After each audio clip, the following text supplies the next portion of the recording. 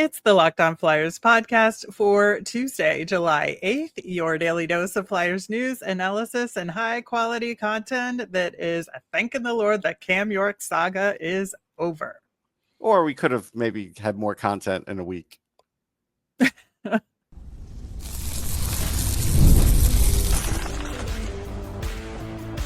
You're Locked On Flyers, your daily podcast on the Philadelphia Flyers. Part of the Locked On Podcast Network, your team every day. Hey there, and thanks for making Locked On Flyers your first listen every day. I am Rachel Donner. I've been podcasting about the Flyers, the NHL, and hockey for a decade, and I'm here with prospect expert and Flyers credentialed reporter for 20 years now, Russ Cohen. To keep up with our latest episodes and Flyers news, you can find us at Locked On Flyers on Instagram, Threads, Blue Sky, and Twitter, and of course here on the Locked On Podcast Network, your team every day. Russ, we do indeed have a deal for Cam York. It's 5 years, $5.15 million. And this has been sort of hanging over the Flyers' head for several weeks now. And so I'm going to, let you in on some behind the scenes here. I had a graphic ready to go to post to our social media because I knew this was the last one left. So I put placeholder numbers in there just, in anticipation of it, knowing I was probably going to have to adjust it a little bit. I put 4 years and 5.25 million in the placeholder. So I think it's really interesting how close that was, but I just really thought they would go 1 year less because Cam York would want the opportunity to make more sooner. No, I think the years is kind of what I was thinking, but I thought it could go in a range of like 5.2 to 5.7, depending on those years, right? And so, yeah, I think he fought for that 0.15, and and that's fine. I mean, it's a good deal. What we can't say it's like a bargain or a great deal or anything yet. I know that's the way to do it, but I don't know how he's going to be used. Nobody does. There's a new coaching staff. So I don't know where he's playing in the top four. I don't know if he'll ever be on the power play. I don't know anything. So based on that, that's where it's kind of like, yeah, just for a baseline number for an NHL defenseman, sure. It's okay. But I don't know. And I think for second pairing, it's kind of a bargain, So, but for a third pairing, it's an overpay. Yeah. And so and if he ends up being first pairing for a little bit of time or even a long bit of time, it's like a huge steal if he turns out to play at the level of a first pairing, right? Yeah. So, I think it's fair. It's fair. Like if he gets last year's numbers, it's fair. If he does a little better, it's good for the team. He, so that's what we don't know, but it's fine. I mean, again, I don't think this assures he'll be here for 5 years. I think this sets his market value. And because again, the danger of having to sign guys like this before you have a new coach and coaching staff ever see a guy, as far as they know him on film, but they don't know him. You don't know.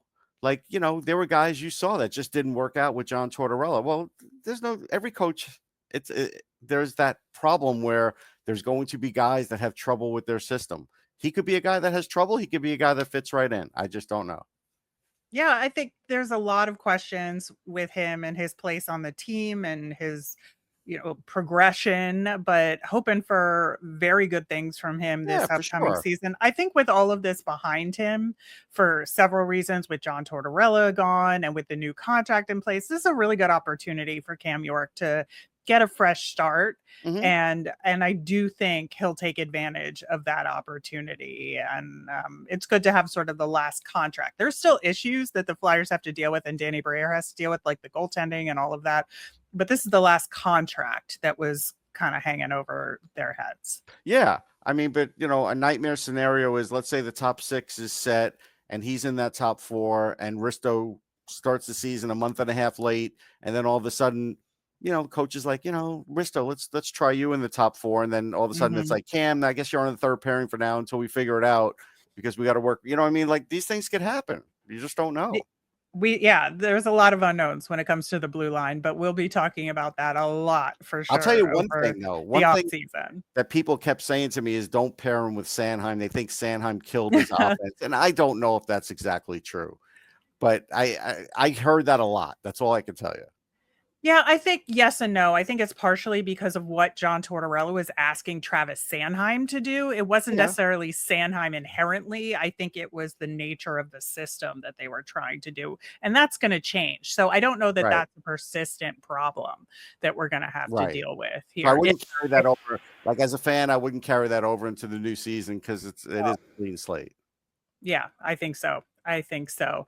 So that is done and dusted for Danny Briere. Also, development camp done and dusted. We did a kind of a wrap up episode with the guys that stood out the most yesterday. If you haven't listened to that, today we're going to kind of look at all of the Flyers prospects and draft picks, not the camp invites, right? But look at those guys and say, you know, who's the closest to the NHL, who's got a little bit of work to do, and who's got a lot of work to do, and kind of put them in those three buckets. I do kind of want to start out with an asterisk here related to the injured guys, because I would put them all in the close to the NHL category in this top category. So that's Jet Luchenko, Denver Barkey, and Oliver Bonk, who were all at development camp but did not play. Right. So it's hard for us to react to how they did in development camp and why we think they're close. But I think, you know, for obvious reasons, Jet Luchenko has already had NHL games. We know what his situation is.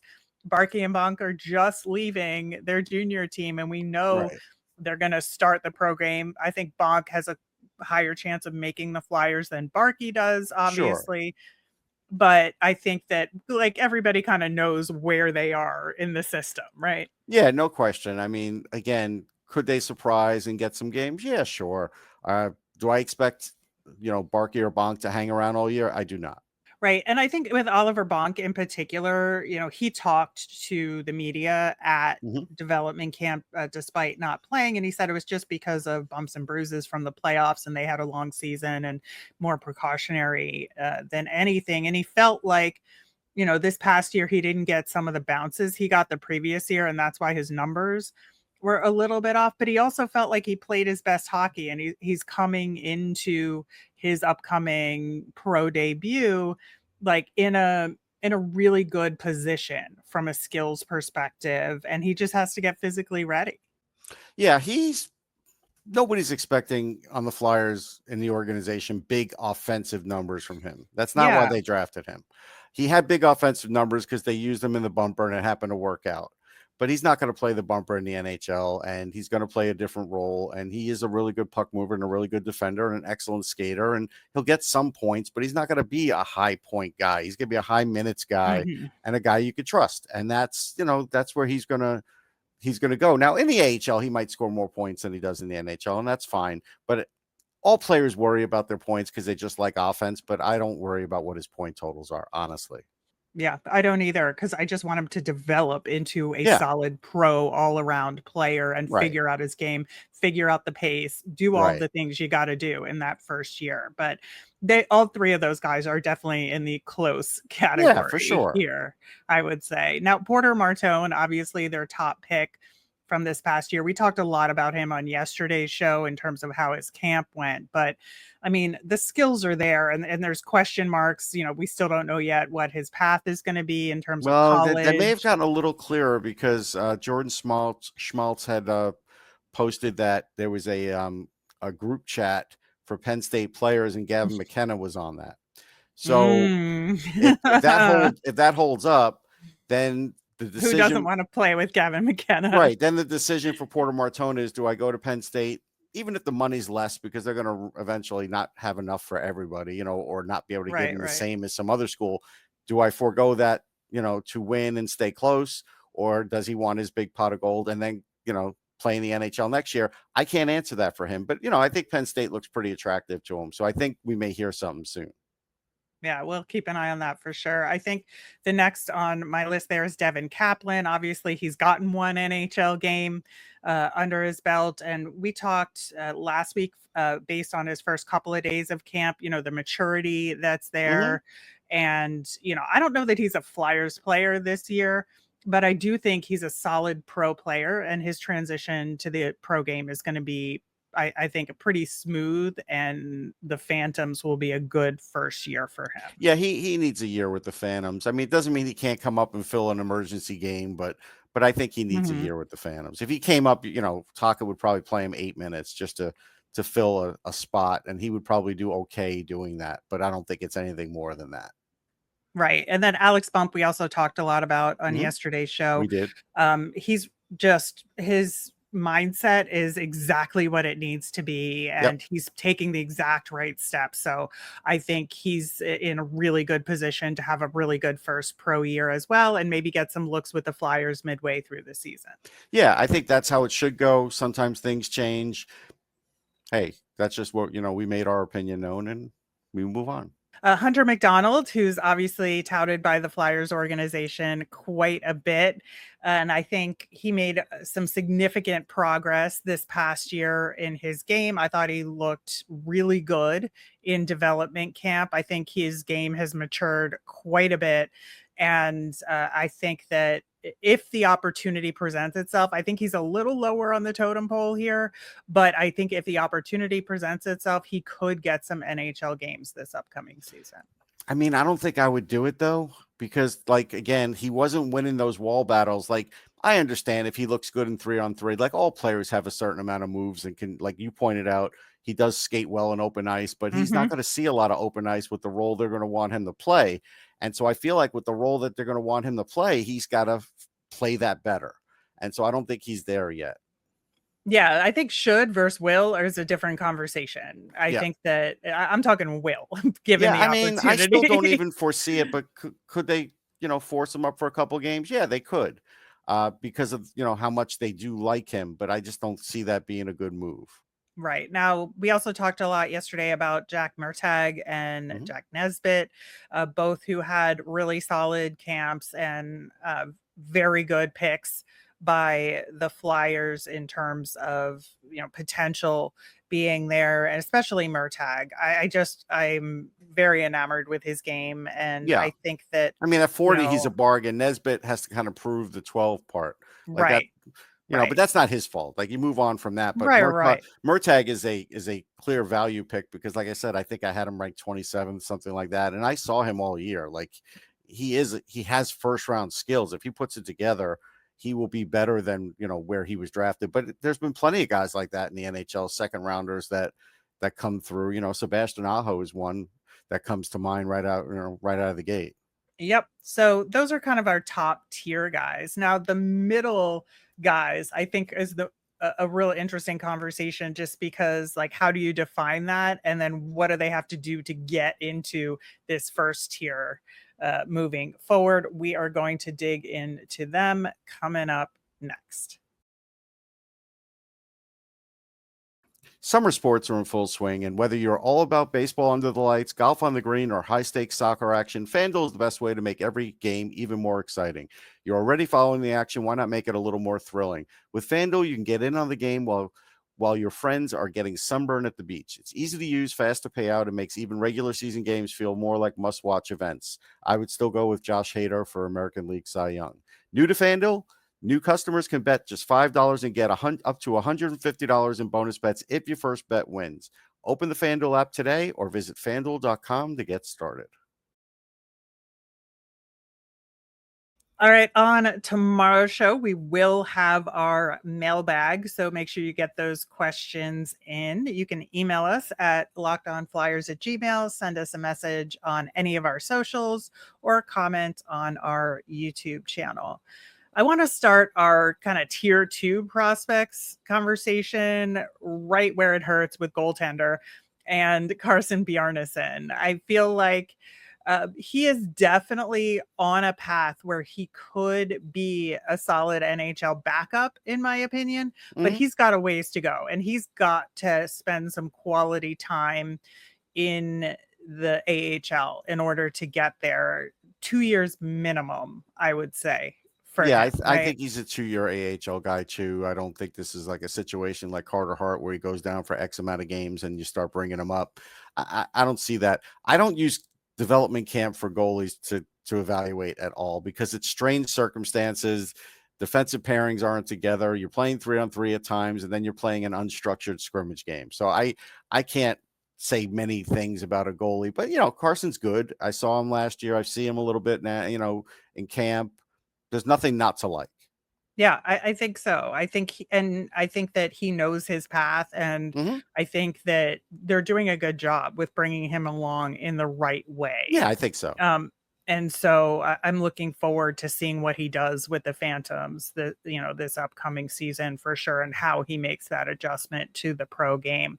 As far as the skaters out there, I'm gonna bring up Alex Ciernik Bring him first, up. just because he's like a running joke a little bit with us, but he's not a joke. That's the thing, is that he really popped in several moments in development camp for both of us, and you could see the progress he's made. He's definitely one of those guys that has like the speed and he can make Mhm. moves.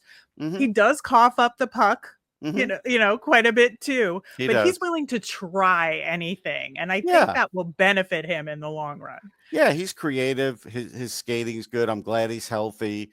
But Mhm. like I had said yesterday, I am that guy. I need to see points from him because when you're a Right. smaller guy like that, just having him on the ice, skating around and being creative, but not really getting anything to the team in the net isn't going to cut it. And that's a big reason why he's not signed yet, because he's not popped offensively anywhere yet. So that's what he has to do. He has to have a big offensive year if he wants to get a contract.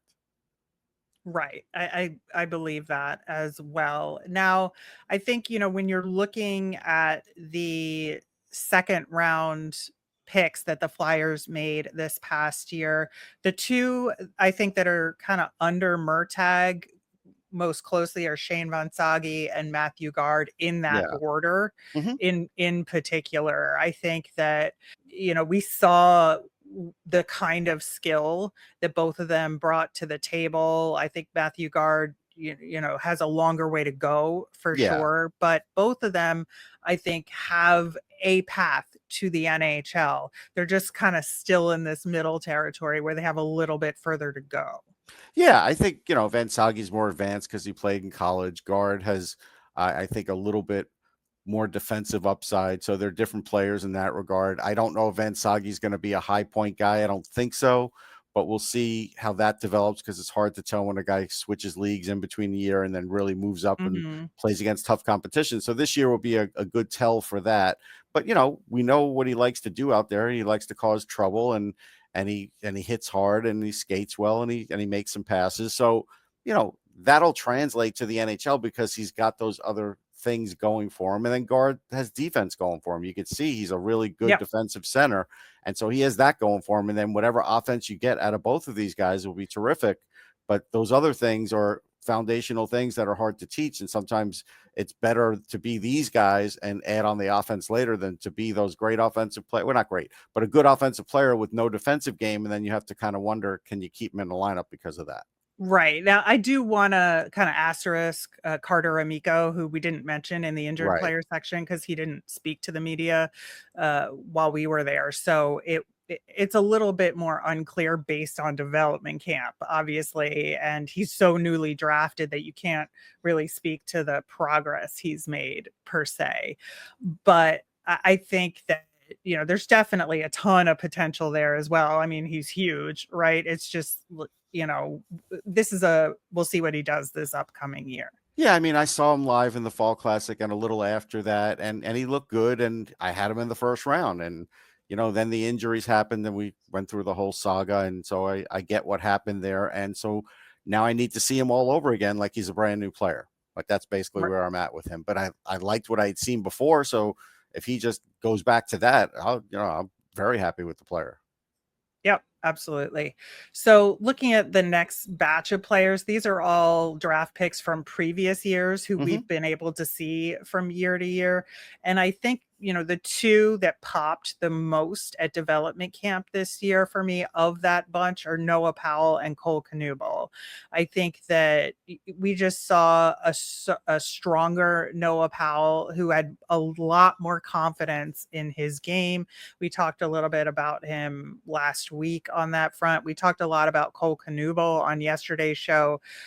Just like the maturity in his game is getting there. We're like, why isn't he getting that ELC now versus next year? Right. What could he do at Notre Dame that would be different than the Phantoms? Like, there's a lot of questions I have there, but I do think that he's at a good spot. Yeah, I think those are fair questions. Like just say 4 years in the future, you can't have Alex Chiernik and Knuble in the lineup at the same time because they may both do similar things, but Knuble does them a little better. And so right now I would lean towards Knuble because even if he's not putting up a lot of points, he can make other things happen out there, dislodge the puck, do some other things that Chiernik isn't really able to do yet. So that's where he's at. So I feel like, there's a reason that to sign him, but they want it to be proven to him, and that's fine. I mean, maybe they know best on that one, and so we'll see. And Powell, I only look at him really as a potential like checking kind of player. Right. So whatever offense he gives is terrific, but his skating has gotten better, and he does have a good frame, and so like if he were to become a fourth liner in the future, a checking guy, that would track. So the next little mini batch of players, I would say, is Heikki Ruohonen, Spencer Gill, and Jack Berglund. And I think Spencer Gill in particular of those three, especially because we don't see him as much being in the queue, it's a little bit harder. And Jack Berglund, obviously, because he's over in Europe, the difference we see in their games is a little bit more pronounced than you would see with some of these other guys that you see more regularly in junior hockey. But man, both of those guys, Gill and Berglund, I think showed out really well in camp. And Berglund in particular, we're going to talk about somebody else, but he used his frame to create a screen on one of the goals in the scrimmage. And so I really like these three and the progress they've made and the paths that they are on. Yeah, I mean, Berglund, you could see he plays against men. You could see he's probably a fourth liner. Maybe he could fill in a third sometimes, but there's a path for him. And so he doesn't have to be a high scorer because he does those other things well. It's hard to get guys that could really possess the puck and work off the wall the way he does. And that's why he's probably, ends up at the wing only because of that. But he might be a guy that plays center too. There's that. Ruohonen is like weird because like he has these flashes, so he could be anything as high as a second liner, or he could be a bust. Like you just don't know. I don't see enough of them, but I did see a little bit of them in the World Juniors. We saw even a little bit of them in camp, and and you like those, and you need more. So we'll see if he puts more. Gill, I think we'll see Gill in Minnesota. I really think he'll play on the World Junior team, and so I'll see him live in Minnesota, and then, we'll have a really good idea because I think as long as he's healthy, I don't see how he doesn't make that team. But, it's Hockey Canada. Maybe he won't. Yeah. Now, Ty Murchison got his ELC already. Yeah. However, I did not see a ton from him that I was like, oh, like we've got something here. Now, I saw little flashes of that when, he had some random opportunities toward the end of the Phantom season last year. But I think this is going to be a really, really crucial year for him and his career coming up with the Phantoms. And he's like learning the pro game and getting consistent. I think that's going to be his most important goal. Yeah, I think the problem for him is going to be just simply trying to stand out because you have McDonald there. You have other guys that seemingly are all going to play the same role, and they all aren't going to be able to make it playing the same role. I mean, he knocked over one guy that I saw in the scrimmage. Beyond that, I didn't see much. Not much.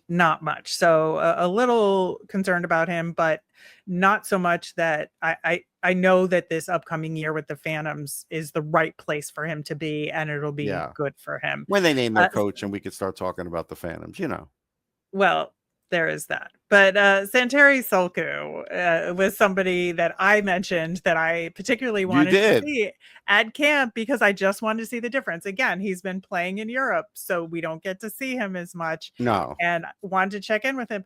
Man, he had some moments he during did. camp. He really stood out in a lot of good ways, and he got a goal in the scrimmage. Jack Berglund, the aforementioned screen, was on a Solku goal there, and I thought he looked really good in the 3-on-3. I thought he was being creative and working well in the smaller space. I just think like if he can make a go of it, I would be really impressed.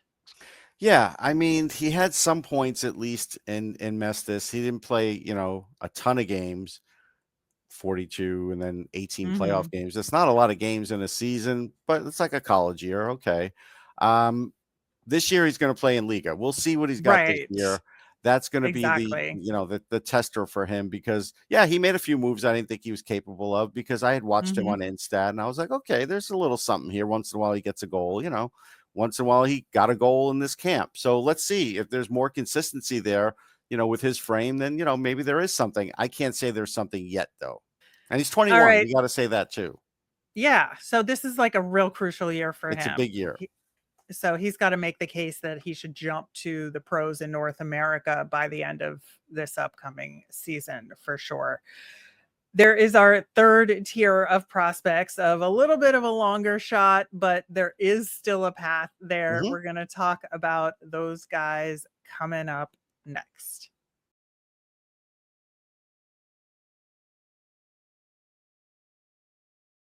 All right. So with our third tier of prospects, it's, the chances of them making the pros are a little bit slim, let's say, but stranger things have happened. And so want to talk about some of these guys.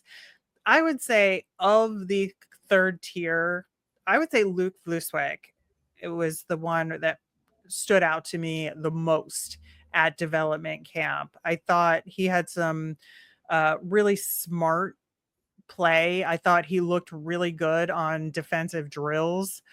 And I think that, obviously a long way to go. Plays on a team that just isn't quite that good. Will he have some more ice time opportunities this upcoming season because of that? Probably. And so I think that, he does have the baseline of skill to do something here. Yeah, I think there's a baseline of skill, and I do think you're accurate in saying that. Yeah, we got to see more. This will be an important year for him for sure. So the other guys there, some of the returnees, Owen McLaughlin, didn't really notice him one or very two much. plays. One or two plays here or there. Ryan McPherson, I would say the same thing. Like these are all like McLaughlin showed a little bit more than right? McPherson. And Luke, at least I know he can pin guys against the wall. So he's above those other two because he could do that. Yeah, and I would say Sawyer Bolton was there, who's been with the Phantoms. He's just a bruiser kind of, but so, not much, I would say. Unless he could fight there, what's he really going to do? Like, it's not his fault. So no, it is not at all. But I will say, so there's the remaining 2 draft picks from this past year on the list in Max Westergaard and Nathan Quinn. And I did see like the skill there in terms of why they were selected in the draft. And Nathan Quinn in particular, I would say his positioning in particular is really good. I noticed it on the 3-on-3 and I noticed it in the scrimmage that away from the puck, he's just so smart at getting to the open ice. And that was the thing that I noticed most about his game. So with Nathan Quinn, I saw a little bit off puck, like you said, but not much else. Yeah. So I think, for me, I noticed him a little bit more. I was looking for him particularly because when I was there in person for the early part of development camp, I didn't really see him. So I wanted to pay closer attention in the scrimmage. And so I was watching him maybe a little bit more, but I did notice like his play away from the puck for sure there. Max Westergaard, again, just little moments here and there, but I do think that, there is a reason why they picked him, despite that he's not like a huge guy. He's not super small either. Like he's 5'11", winger there. He He is seems also super. smaller. I will say that. Yeah. Well, that's the other thing is he's super young. He's still He is. 17. He won't turn 18 until September. So he's got such a long runway, and he absolutely looked like a small child, like off the ice. Like it was very clear that he was younger than everybody else there. And so I think that, let's let him cook and see what happens. Yeah, sure. I mean, with Ferlunda, he had a few points in the playoffs. The world at the U18s, points were really plentiful there, so it was hard to gauge. But like, here's my overall feeling. I feel bad that he's like the one sort of short guy. He's not that short because James No. Higgins is that height and Konecny's that height, but he's the smallest guy in this group. Like, I wanted the Flyers to really, they had all these picks. I wanted them to take a home run swing and get like LJ Mooney, who's got like sick skills. And if he ever does get to play in the NHL because he just figures out how to do it, could really put up points. But he may completely bust out too. But I would rather have that than this, where it's kind of like at the moment a little bit nebulous, like we just don't have any idea. But go look at some videos of LJ Mooney, and you might agree, even though I get it, he probably isn't going to play because of the height. But there's a factor there, a skill factor that I don't see from a lot of these other guys that we're talking about. And I feel like they're missing that. And sometimes you should take a shot to get that when you have a lot of picks. Yeah, I think that's reasonable. But this is where we're at here. So I know. This I is think just me sounding off. Yeah, and of course, as we know, depth round picks are always a long shot to begin with, but I think we got a really good look into why the Flyer scouts and Brent Flair like wanted to pick these guys in particular. We saw the kind of skill that they have. So again, this last group, long shots, but you never say never in the NHL. But that will do it for today's show. Thanks so much for listening. We'll be back tomorrow with a giant mailbag. So make sure you send in those questions. You can let us know on any of our socials at Locked On Flyers. You can email us at lockedonflyers@gmail.com or comment on our YouTube channel. I'm Rachel. I'm on Blue Sky and Twitter at rmiriam. That's RMIRIAM. I'm Russ. I'm at Sportsology on the same socials, SPORTSOLOGY. Thanks for making Locked On Flyers your first listen today. For your next listen, check out the Locked On NHL podcast. There is no off season. It brings you the daily league-wide stories that matter most with local coverage you love from Locked On. I'm on the show each and every Friday. Find Locked On NHL on YouTube or wherever you listen to podcasts. Have a great day, everyone.